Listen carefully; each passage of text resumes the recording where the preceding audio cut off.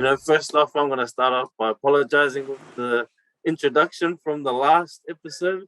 It was pretty, I don't know, it was average. Yeah, it was pretty average. It was pretty below average. But here we are with episode 3 of Beyond Athletes. And so we're going to go through a few questions. Everyone's going to be able to have their say. And we're just going to talk on the subject, whether we agree with it or whether we don't. And just have a good conversation and about, us as Samoans or as Polynesians. Hopefully you can relate and subscribe. Feel free to send your comments too. Yeah, in the comments, give some answers yourself and it'll be all good.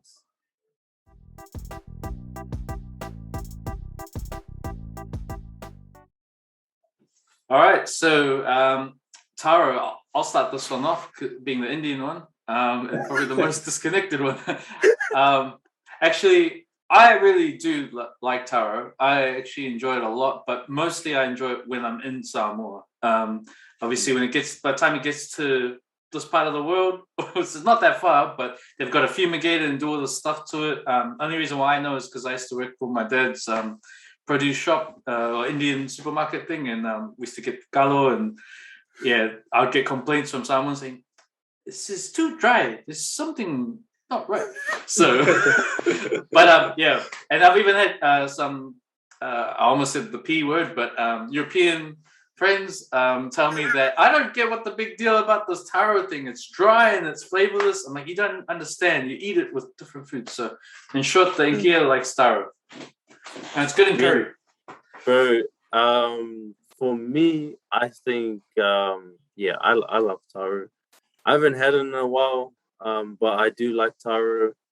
It's pretty heavy, but we'll have it with coconut milk or whatever, or like the other way that I like it is just just in a umu, or like how my dad does it. He just puts it in tinfoil and chucks it in the oven. And so the outside is real crispy, and then the inside is not hard, but it's not dry or anything, but it's pretty baked taro. Yeah, so pretty much baked taro. And then leftover wires of taro, we cut them up and put it in make chips out of it or whatever. It's mean as. Hey, we have the tag team has now been formed here. I agree with everything that you just said. It's freaking amazing. So feel free to jump in. We just started the first question, which is, I love taro. I do love taro. So welcome to the forum, mate. Tell me why you love taro. I think that's our what do you call it? That's our staple. Yeah, and when I was living in Samoa, I fell in love with it more because I had to actually do a plantation and stuff, and I fell in love with the process of taro becoming a taro, and sometimes it depends on what you put it together with, Mm-hmm. Absolutely. So I don't know, man. I just love the process of making it, and I'm a taro guy. Yes, taro. I think that's 4 thumbs up for taro. Oh, definitely. I like it whālifu style, or baked taro, or late and you got some leftover KFC. It goes with anything. It's like our rice. It's pretty much like our rice, more than green bananas. But no disrespect to the green bananas out there. But yeah, big thumbs up for taro. Yo. All right. And as you can tell, Roman Reigns over there does eat taro. Yeah, if you want to be big and strong like are you sure it's cousin Roman? You sure it's not Paul Heyman that's been eating the taro? Paul Heyman too fast as Samoan, eh? He's brown ass. Yeah, he's tan, man. He does look like he sells taro chips. But some markets. I think he sells it also somewhere. Yeah, so Roman Reigns eats taro and Paul Heyman eats taro chips. Got it. How good are Taro chips, by the way? Shout out to the Taro chips makers. I remember bringing it home from New Zealand, from Samoa to New Zealand, and one of my cousins who's not Samoan, he was like, "What are these?" I'm like, "Try it, bro."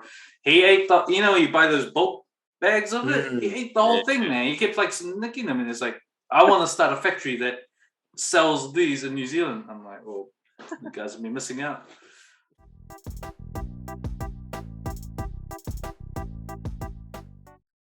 Well, for me, I feel like for me personally, it's not a staple in my diet. I do like corned beef, but like for me personally, it's not. But I feel like as for Samoa, like with the doctor, it as being a staple. Like in Samoa, like there's restaurants that serve it in a certain way that makes it look nice or whatever. But yeah, it's crazy how that is one of the things that comes up when we speak about Samoans, or Samoa. Yeah. Yeah, I think I mean, because I ate halal, so growing up, a lot of the corned beef wasn't halal. It was corned mutton, which is like the lamb version of it, which is delicious, very fatty though. But my mum would make it all the time, but she would make it with roti. So you've got like a fresh roti with a bit of that. And in Samoa, there's like these, we call it bhajia in Hindi, but like in the islands, you know how you see sort of like watercress, like those type of like vegetation sort of in the backyard.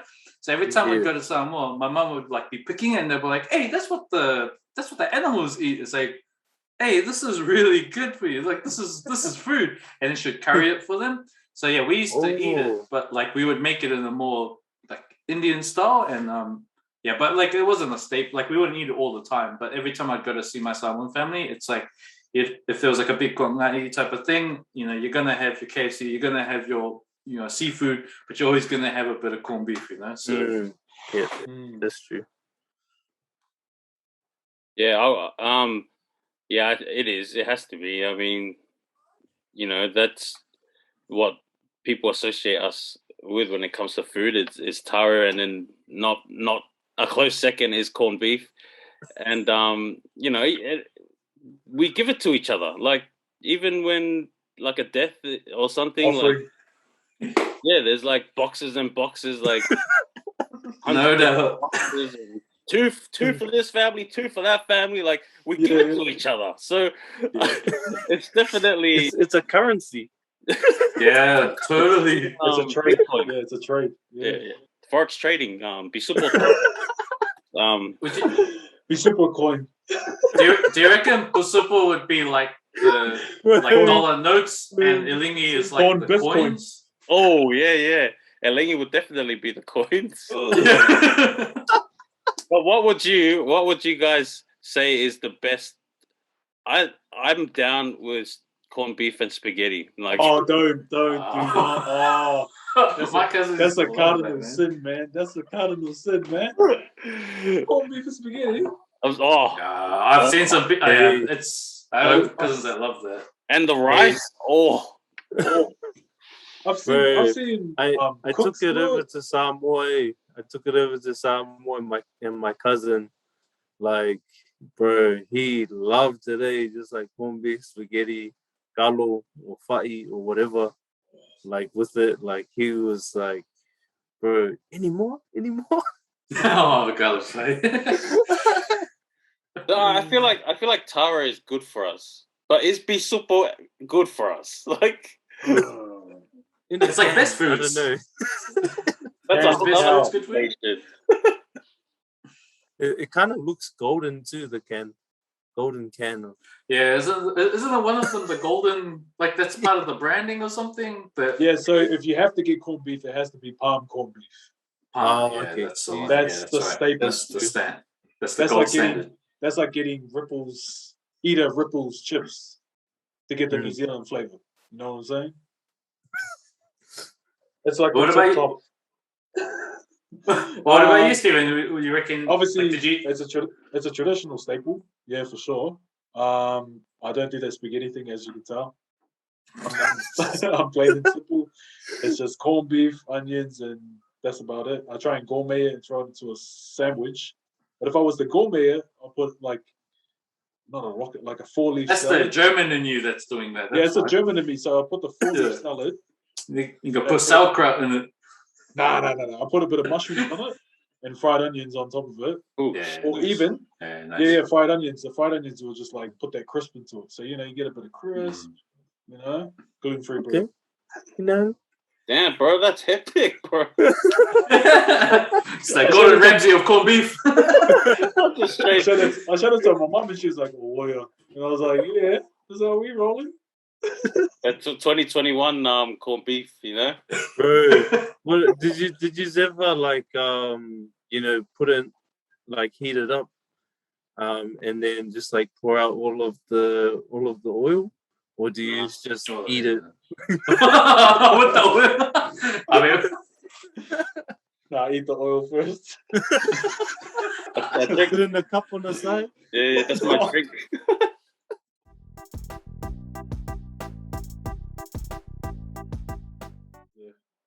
I believe it's definitely necessary.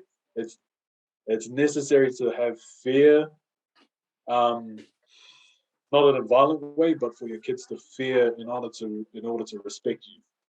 But to show physical dominance that way in a bad way is like, yeah, of course not. Like, you hear some kids going, when I grow up, I'm going to beat you up, Dad, when I'm big enough.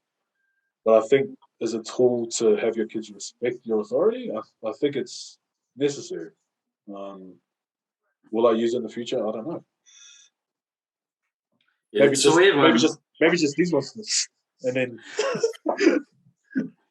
That's the thing. It's like in 2021 or this era that we're in. Like, I don't know, man. Like my mum used to smack me all the time, and I'm glad she did. For sure, I'm glad she did. But my dad always held back. I think because he was worried that I would turn, and because he's in gear, so you got to remember, he's probably like, if I smack him too much, the Samoan side might come out, and he might go Super Samoan and knock me out. But like, shout out to my old man.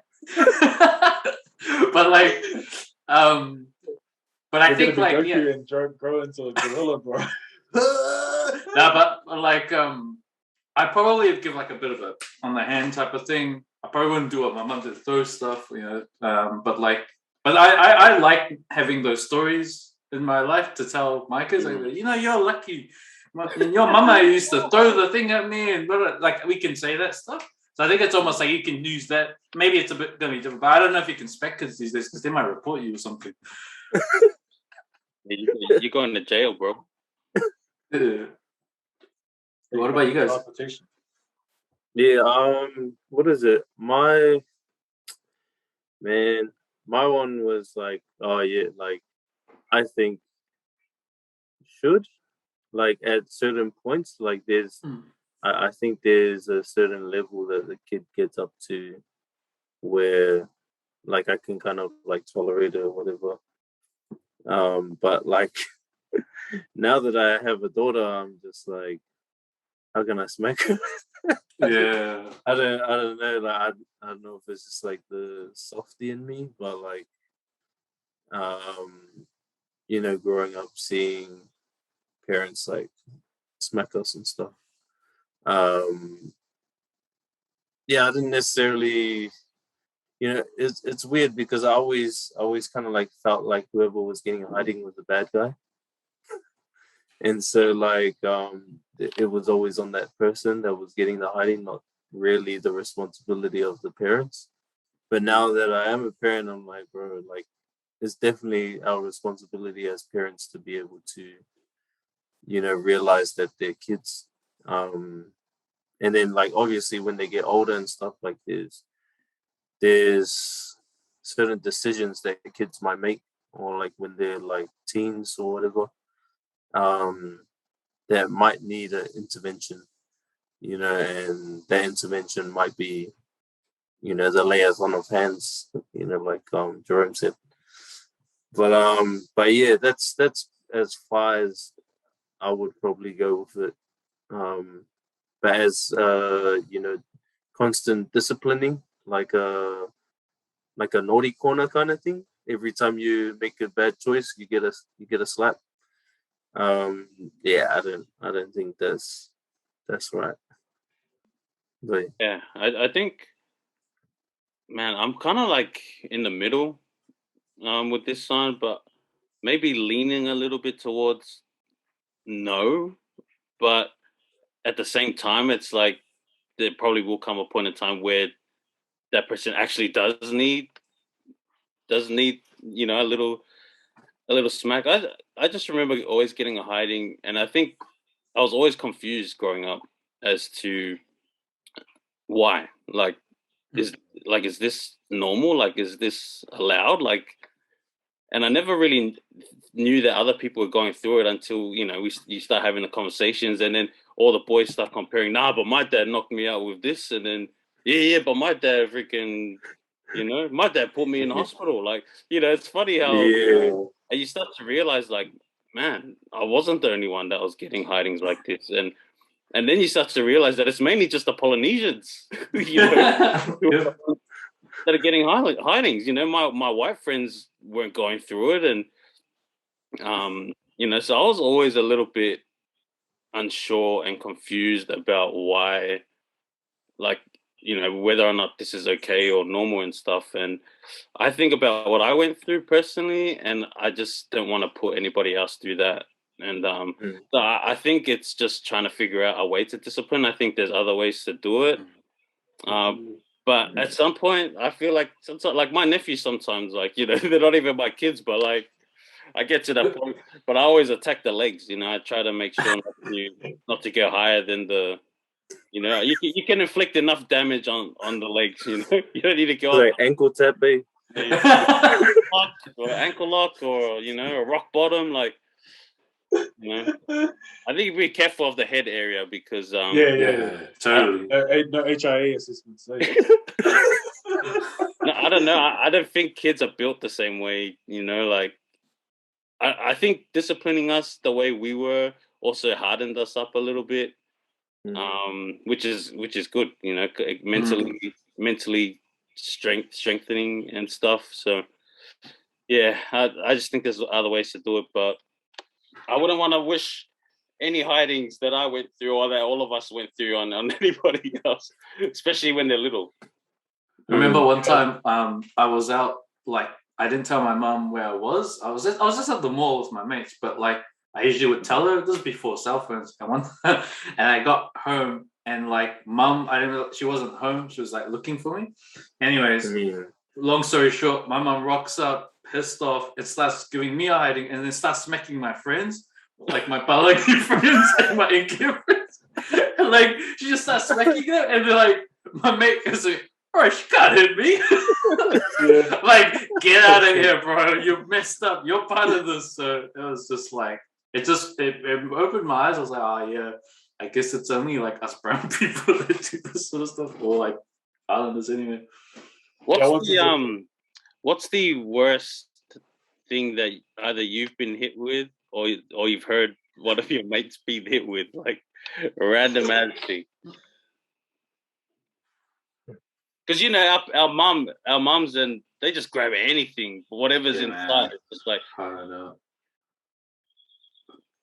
Definitely got the shoe a few times, but I think for me, I didn't cop like many hidings as much as my older siblings did, but protected species. But like, because I was more like he's the only boy in the family kind of thing. Like, what do we do with him? But yeah, heard a lot of stories about, you know, either like a one hit knockout. It's like, the coward's punch. Yeah, like definitely no cowards out here. You say that, you get another lift. Yeah.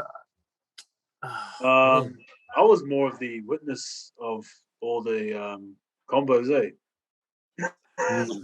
So I was definitely standing outside of the ring most of the time. And, yeah, I probably would keep that for a different discussion. But yeah, I've seen some terrible stuff. Yeah. it gave me enough fear, but like to hark on what you said about how it hardened us, it also humbles us.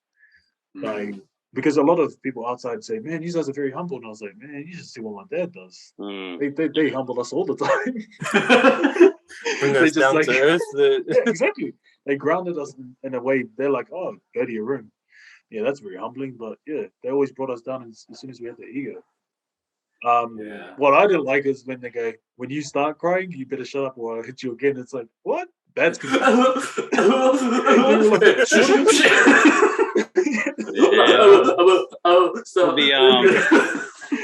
When they're done with you, they tell you, "I did it because I love you." Like, that's the most classic line. Yeah, you're lucky.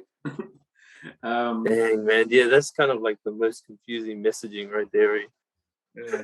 I think that's the confusion. I think that's part of my confusion too, was like it always ended up like that, and I'm just like, this makes no sense. I'm a young kid going through this. This makes no sense. Like, what?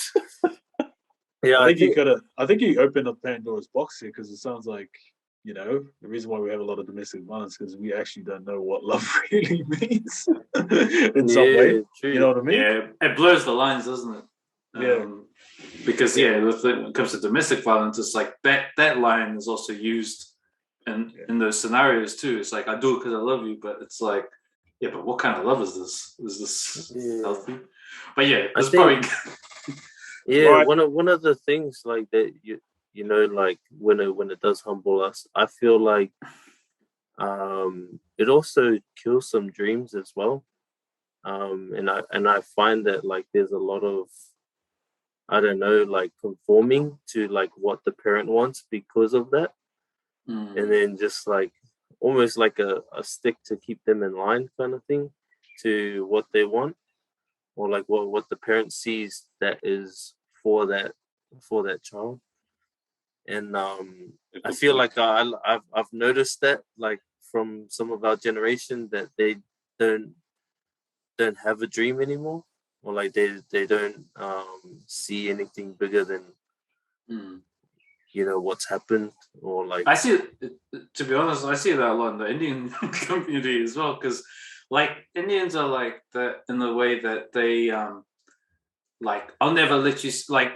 But the thing is, I'm basing it off like the whole Bollywood, because you know it's always about like not being able to see this girl because she's from a different type of family or whatever. We're gonna beat you up and stop you from going. Like that sort of stuff does happen in real life too. But yeah, you're right. Like it probably a lot of someone is like, you'll meet like guys that a bit older and you find that they've got this real cool talent for something, and it's like it's been shut down like earlier in their life. It's like you'd be like, "Bro, you're a mean like artist or something." It's like, "Oh nah, so I'm not that." But it's like that's probably because they were told, "Don't be stupid, eh? Like do this sort of thing." Yeah. And that happens too. That's true. Yeah, my last point on this before we move on, or I feel like you know, I think what PJ was saying makes a lot of sense, because when we get scared, we get scared to the point where we're like looking over our shoulder, not wanting to mess up and stuff. But I feel like nowadays, I think we know a little bit better now on how to handle our children. I feel like our parents, I don't blame my dad, to be honest, because I just think that's how he was brought up, and it's a generational thing where it's like he was being disciplined like that, and that's all he knew, and then that's how he disciplined us. But now we're in a better situation than our parents ever was, and now we see life different. Life's changing. We're adapting with the times, and we're seeing that what our parents did to us is not okay. And so I think our generation and the generations coming after us, I think we're seeing a shift here, where I hope at some point that the violent discipline goes away, and you know we just little discipline here and there, but yeah.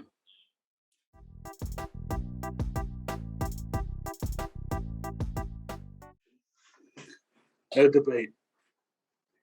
No discussion. No debate. Would you say outside of Samoa or like inside? It has to be in general. In general. Oh, okay. I guess like a good measuring stick is like, okay, so who's the most accomplished person right now? in Rock. Hollywood. Yeah. It's kind of like I do. You can't argue. who's the WWE champion? Yeah, right. How many? Best big team for Samoa? Nah, but then like how many people, island, like people of Polynesian descent, or what kind of contributed the most to rugby and league? You know, like All Blacks were. Yeah, we're stacked. You're welcome. stacked. Oh, even the Wallabies. Oh, Wallabies. Yeah, Wallabies for sure. Mr. Mr. Tongan Thor right there. Penrith Panthers. So Tongan. Tongan Thor is Tongan, but Nathan Cleary. Ivan Cleary. Stacey Jones. No. Like Fiji's got like accomplishments in the sevens, but it's not really the same as Samoa. Like most island, I mean, yeah, The Rock. Bro, like you we're said. in NFL. Palomalu, yeah. Yeah, because you guys, man. NFL, Even- NBA. even people that are from Hawaii are still technically Samoan. So, like a lot AKA, of we have one of the best choreographers in the world. That's Samoan. Yeah. yeah, no doubt. Periscope Bowl. Yeah, even Like- if you go into MMA, like they're all Samoan, the top Polynesian fighters, you know, Max Holloway, Mark Hunt. Yeah. You know, Is he? Conor McGregor, he's an Taito Russell's up there. You know, he's not like the top 5, but he's still knocking guys out. Samoa Joe, yeah, don't forget Samoa Joe. Yeah. Nafani Piazzi. Bro, it's so cool though, because you know, we're always proud Samoans. Like I always go you know, when I think about all the other, I'm like, I'm so glad I'm Samoan, but I have so much love for you know, our other Polynesian brothers. Like, I feel like that's a perfect segue into our next question. I love you guys, all my tokos out there, toko also for life. Toko Usos for life. Tokoso.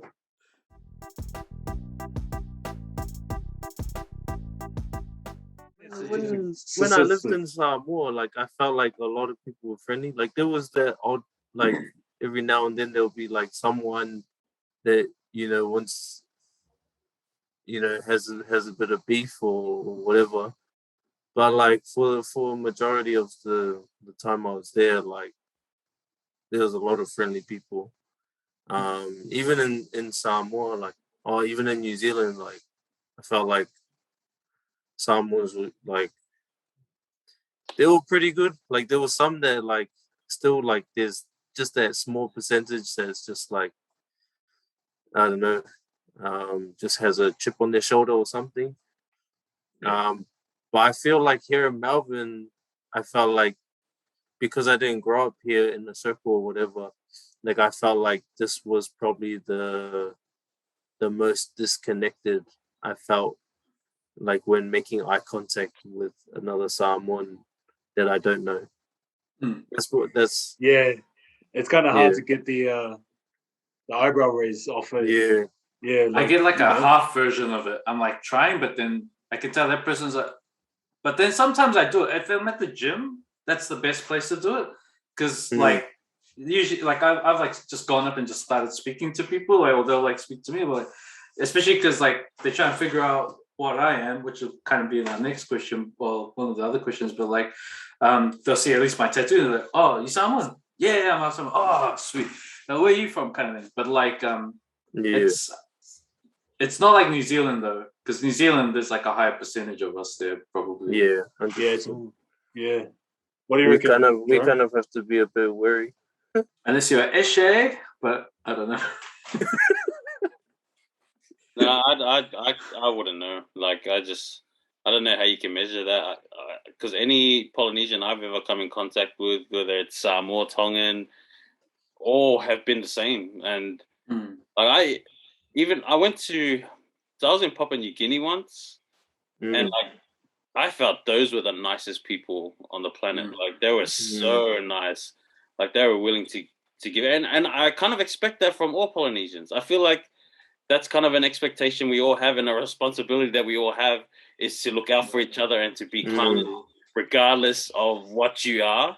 But that's so hard to measure that. Like if you were to say which it's subjective. It's tough. It's tough. I kind of feel like it's definitely not us over everyone. I feel definitely not. Just as a point of view, because we are Samoan. But like honestly, like that's how I feel about Tongan people. Like a lot of the people from like when I was serving a mission in Sydney, there's a lot of Tongans there. Like, bro, they're some of my favorite people to work around. Yeah, for sure. Yeah. Now for me, I found based on my experience and based from what a lot of people say, because there's a lot of people that said to me back home, they're like, "Oh man, Samoans are scary." They say Samoans are scary. Who are these people? We need to find out. Sorry. You know, because I'm a friendly Samoan. Sorry. And then I want to say, oh, okay, so what's your source material for why that's scary for you? And then, you know, if they would have watched TV, and they're like, oh yeah, I guess so. If you're watching like David Tour and The Rock and all that, oh okay, all right. Who I've experienced that I've kind of if I was to gauge this on friendliest, I've had like little to no problems with Fijians. I've been to Fiji, and you know they're like, oh yeah, come, we'll cruise around, and oh, you want to come to our? It's like, oh, I don't really want to go to your house and chill out over there, but if that's what you want to do, show me your hospitality, go ahead.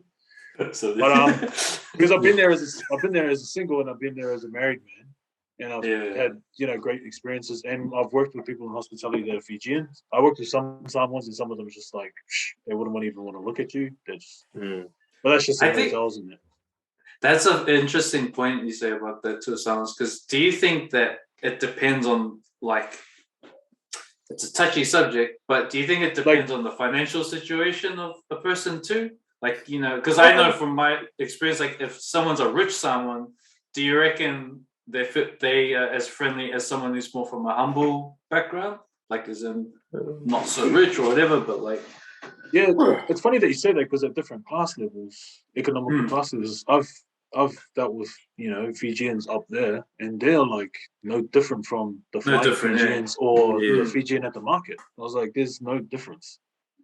I found that. Whereas like I can see it at other levels with others. You know, I haven't really hung around Tongans. I can't speak for Tongans, but and my nephew's part one. But yeah, they're very honourable people because they have more of a monarchy there. They have royalty there. So that's different how you perceive it. But I guess in my experience, a lot of people have kind of said, "Oh, Fijians are great. Fijians are thingy," and they've kind of said Samoans are scary. And I was just like, I'm not offended, but it's interesting what you've seen. Yeah. So there's almost a lot of like marketing and ads and absolutely, like what they see on like TV. Oh my gosh, it's the wild Samoans. Yeah. I mean, if you look at like, savages from the Pacific Islands, like Umanga, right? Like, Umanga is just like we even got a whole bunch of like rappers and stuff, like savage. For your tribe and whatnot. Like, so I don't blame them. Like, and also our Samoans probably they beat people up in high school. And I feel like there's people who got beat up or seen it. That's their impression that they got is like, man, that dude used to smash you, or that dude used to like always get this guy get into fights and stuff. Like honestly, like as a half Samoan, I always felt really secure no matter where I went in New Zealand because I looked more Samoan than I did Indian. Like I never felt scared. Like I've been like I'm from South Auckland, but I never felt in danger. Like, but I always would forget because like one of my best friends is a Palangi guy, and every time I'd bring him out to South Auckland, you'd always be like kind of like a bit concerned. I'm like, bro, I'll take him to Otara Flea Market, and he's like it's like the underworld or something. He's never seen it before. I was like, bro, these are the most friendliest people in the world. They're my people, man. Like I never felt scared, but that's perception, right? Because I am Samoan. A Samoan's not going to beat up another Samoan for looking the way they are, but they don't do that in general. But I think just being Samoan, I've always felt like, oh, we're not scary at all. But yeah, you're right. Like if someone was, You know what's crazy though? Like when I was living in America, they have no idea who Samoans are. Yeah. Like they all put us underneath New Zealand. Like, oh, you're New Zealander. Like when someone would ask you, unless you're Samoan, of course, but like when people would ask me like, oh, where are you from? I'm like, oh, I'm a Samoan from Australia. What's Samoan? Like they've never heard of it. It's crazy. That's nuts. I guess it'll be like certain pockets, right? Like unless you're on like the West Coast or like That's that. Jerome, you're doing a very good job at segueing because that's literally what the next question is. It's not like I have the questions in front of me over here, you know. I really don't, guys.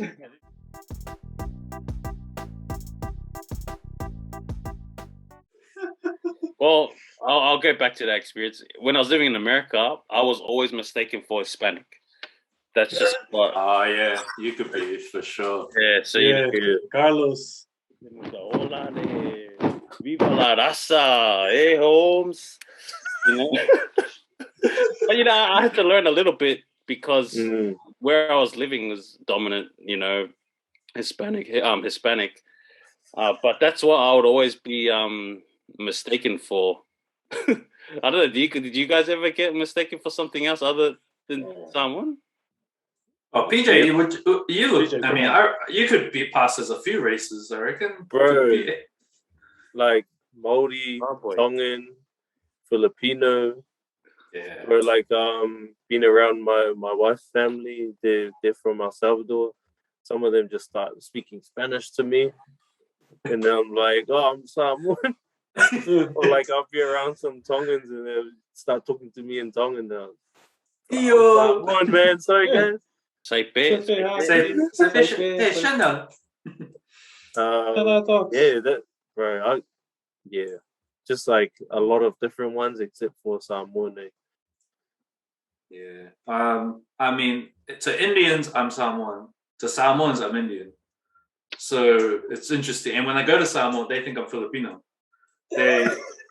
I think that's also because the way I walk and because I'm not like a big guy, like they just, but then they'll kind of be like, because I don't know, I'm like, oh, hey, look at this. It's like, oh, look at, like I look like a Kiwi in Samoa, you know, like they know, and just like, I don't know, man. I asked somebody one time because there's a lot of Filipinos in Samoa now, like they're workers and that, and there's even to the point they own like they work in a lot of like just like in retail and stuff. My uncle and auntie and them actually have Filipino workers there as well. And I was like, someone was saying, oh, hey, how you? Oh, it was actually another Filipino like, oh, hey, man, how you going? You know, doing the American accent thing they do. And it's like, oh, so you're from where in Philippines are you from? I was like, no, I'm in New Zealand, Samoan, man. I'm Samoan. It's like, oh, that's cool. That's cool. Like, he's like disappointed in me. But yeah, man. He's going to go full Tagalog on you. Yeah, it's like, hey, Mustapre. But yeah, that's my stories. I'm either Samoan to my Indian people and Indian to Samoans. So Stephen is the only one that's always been known as Samoan. Never. My funniest one, okay, in Countdown, I just walked up, I was at the produce aisle, and I was literally just like looking at some like bananas or something. I'll just say bananas. Yeah, I was looking at bananas, and this old man goes, it was like, I'm not Indian. I just looked at him like I'm not Indian, and it just went straight like Hindi on me, and I was like, no, mate, no. Like I could see that it's the because you could pass like it, but that Super Saiyan hair. You know when you it's because your hair's dark, but your features are sort of like you have the same skin color as like a Punjabi, I reckon. You could pass as Punjabi. Thank you, brother. Thank you. Hey man, take it easy. But I get Māori probably like 90% of the time though. Māori. Actually, you could be Raro though. I reckon you'd be Raro. The only people that got me, I got one today. I just said, "Oh, guess my Nash," and he's Somali, and he's like Samoan, and I was like, "Okay," like straight off the bat, he was just like Samoan, probably Kiwi. And I was like, he's from Roscoe. Yeah. Nah, that's what I thought. I thought he was from the Mini Road or something. Yeah.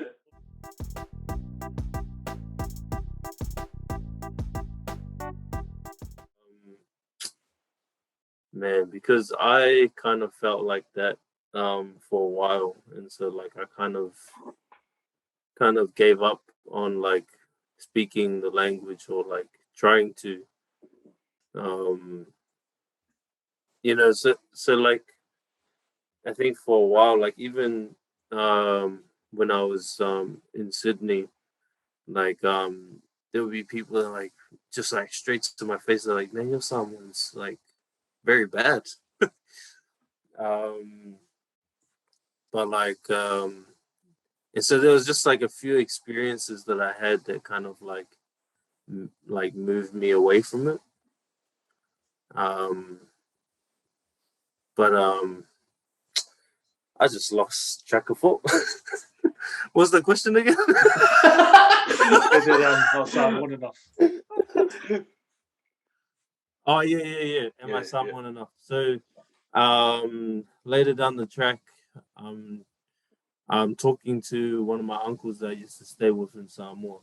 And I was telling him how I wanted to jump in a class with him and whatever, to continue to learn like, my first Samoa and stuff.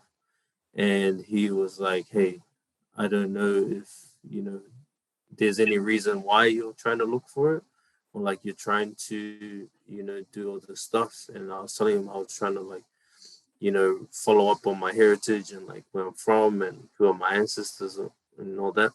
And he's like, you know what, like you're Samoan, like no matter what.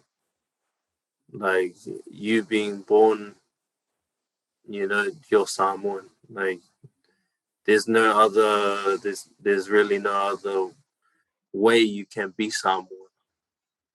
Like you're just Samoan, like you are Samoan.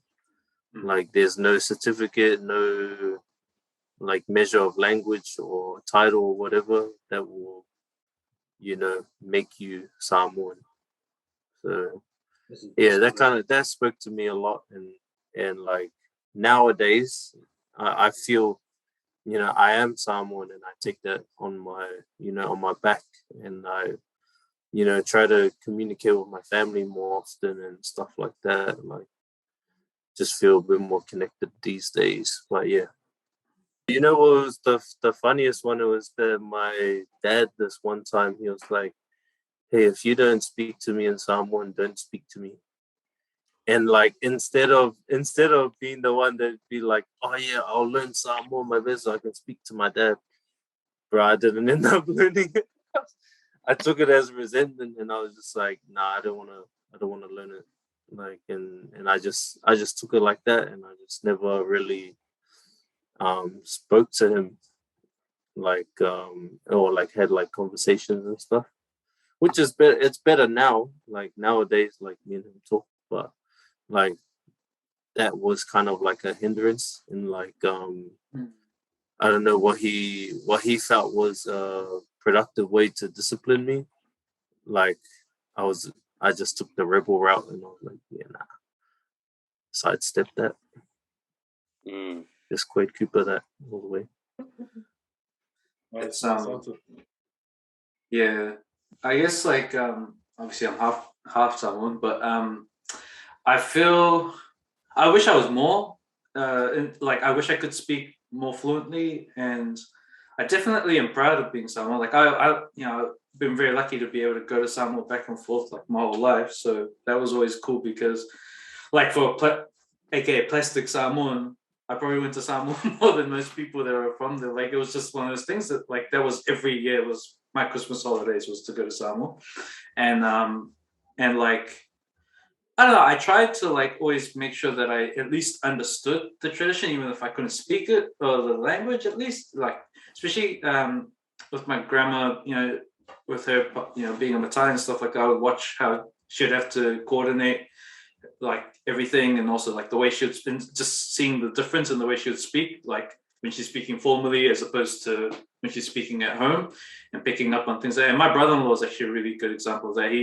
He's very traditional, so in the sense that he's younger than me, but his Samoan is so perfect, like I know what he's like, I can make out what he's saying, but it's just like I have a lot of respect for it because he's able, like that's something he always carry with him, and he'll pass on hopefully to my like nephew and niece. But yeah, I think but it's kind of weird because sometimes I feel not left out, but when my Samoan family are together, I do feel a little bit like the odd one out because I like they grew up there, and maybe they do sometimes will make a joke in the language, and I didn't catch it in time to understand it because I can only interpret stuff at a certain speed. So I'll be like, oh, what did they say? Or I do feel that there is some sort of responsibility on us to try and learn our culture, and so we can connect ourselves more to the history of who we are as people. And I think, especially, I think our parents, and coming from Samoa, English is the second language. Samoan's the first language. English is the second language. For us growing up over here, English is our first language and Samoa is our second language. And so a lot of us, we're not growing up talking Samoan. We understand it. I think most people always understand it, but they could never speak it. And I feel like that's where maybe there's a disconnect, where people don't feel they're Samoan enough because you're not brought up like a family back in Samoa. You're brought up a way that people are brought up here. And, and then you see like a lot of the traditions, the Samoan traditions, they're not practiced anymore in our homes because we're living over here. Just little stuff like when you put the food on the table and then you go and sit down and you get the oldies, you invite them, let them know the food's ready, and then they sit and eat and you wait and hope that there's some leftovers for you to eat afterwards. Like that's not happening anymore. Even just a simple thing of saying too low when you're walking in front of someone, that's not happening as much anymore. And so little traditions and stuff that are part of our culture aren't being practiced anymore. And that's where I feel like there has to be some sort of responsibility on us to kind of learn these things, because if it's already losing from our parents to us, I can only imagine by the time the next couple of generations come, it's completely gone. And so I think, like what PJ was saying, we just are. That it's just our blood. Like you can't change that. Like if anyone feels they're not Samoan enough, like I don't know, go do a blood test or something. I don't know. Like, 23andMe. However you find out, do those freaking tests online where you can find out your ethnicity. And I think we're all Samoan. We're proud to be Samoan. I think every Samoan is proud to be Samoan. Whenever Mono Samoa's playing or whatever Samoan athlete is competing, like we're all like, that's our guy. So we're all proud to be Samoan. And I think it's fair if people feel they're not Samoan enough. I think that's fair at times because, technically we're not living like a real Samoan, and so like it's like Samoan Australian, like you said. Yeah, it's valid. Like those feelings are valid to have, but I just think if you feel like that and if you think like that, don't. You're Samoan. That's it. End of story. No, that's a really good message. I really like what you said about how we should. I think it's the responsibility should fall back on us to be preservers of our culture and our customs. And the simple things that I kind of took for granted, and it's just those ways that we honored and respect our elders, which is to be honest, you saying that was just like, I think I should do that more. I can incorporate that more. It just creates that hierarchy of respect that we have within our culture. But would I say, do I fear not being Samoan? I used to probably have a moment when I was like that, but then when I realized when I went back to Samoa how they treat me as their people and being a Samoan, I couldn't be more Samoan. Like the way my aunties and my elders, how they treat me, they might say, PJ knows this, and when we go to Mama's house, it's like Samoan, like you need to speak this language. But in her later years, like she would say it was okay for you to ngangu, speak English to them, and it was good to show that even this woman in her own tradition, she was able to accept that the modernity of things, we're starting to modernize. But now I think being older in my 30s now, I'm like, I'd like to preserve that, and unfortunately I have to say it, but for a lot of people, they say Australian people, they're the kids and Balangis out there just don't respect their elders enough, and there's not enough like cultural structure to inform that. I've had Italian friends say that. I've had all types of wogs and all that. They just go, yeah, they just don't. We do. And we have our customs and our levels of respect for that. But, that's so true. Man, it's I think that those things should be in place. No, we shouldn't use violence to show our respect, but there's cultural customs of when you walk past the other. I have Filipinos going, no, we serve them first, and bringing out the water bowl for mama to wash her hands while she's eating the fish, and then you're just like, okay, come back, and then and then you get served, and then they kind of make sense, right? Like the providers eat first, like in order, it's kind of like a hunter-gatherer mindset.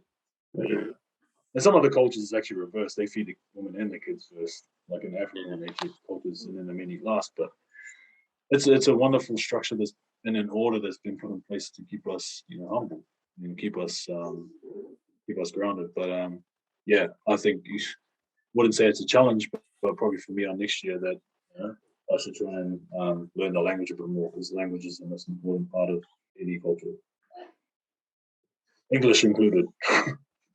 Yeah, like I feel like that's like this question, or like people that feel this way. Like I definitely feel like there's a bit of an expectation. Some Samoans or Polynesians come from New Zealand and they come to Australia or like to Melbourne and expect the same thing. In my line of work, like that happens. The plastic Polynesian always gets passed around, and I feel like there's no such thing as a plastic. Like you could turn to your left and right and you can find your culture, or like talk about your culture, or find out about your culture, or whatever. But like to say that it's a fake, or like I'm not a real one, that I feel like that's such a a downplay on like what you are, and just a little bit of an excuse of like maybe not knowing, or like not exercising the language or whatever.